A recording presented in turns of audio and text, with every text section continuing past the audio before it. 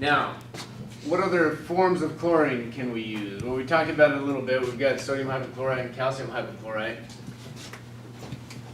Let's talk about some advantages and disadvantages of these.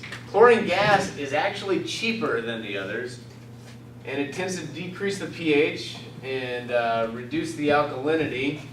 That could be an advantage or a disadvantage depending on what you're trying to do. Like if it's okay to reduce your alkalinity, then that works.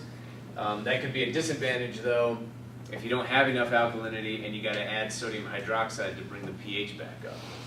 Hypochlorite salts, they end up being more expensive, but they're safer. And they always have this alkali to enhance stability, and so that tends to raise the pH. We also know that hypochlorite salts in and of themselves would raise the pH. This more expensive versus safer thing is interesting though. We were at a brand new water treatment plant that we were working to design as part of our capstone course. And the engineers, Black and Veatch engineers that designed the plant, they had to decide whether they're going to use chlorine gas or sodium hypochlorite solution in liquid form. The sodium hypochlorite was more expensive both to transport and to purchase in and of itself. But because of all the safety issues, because you have to go through so many regulatory hurdles to use chlorine gas, they went ahead and decided to use sodium hypochlorite, even though it's more expensive. What? Let me ask you, just for a sort of a historical context, why do you think chlorine gas is people are worried about it these days? They're really dangerous to use.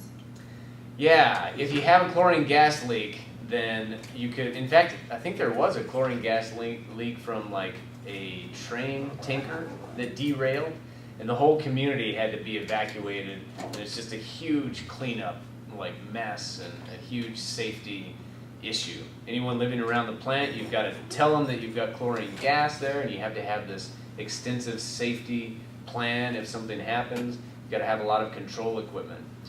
But the big thing historically that happened is 9/11. So after the terrorist incident, everyone started thinking about what are our vulnerabilities. And it turns out that one of the most vulnerable pieces of our infrastructure are the chlorine gas cylinders at water treatment plants. So a lot of water treatment plants like shut their doors after that and increase their security because, one bullet to the chlorine gas tank could set off a huge problem for the whole community. So that's why people are shying away more and more from chlorine gas these days. Okay, but we do have varying oxidizing power, and we measure this oxidizing power in percent available chlorine. This can be used not just for chlorine, but for all sorts of different chemicals that we want to see how well they're going to work.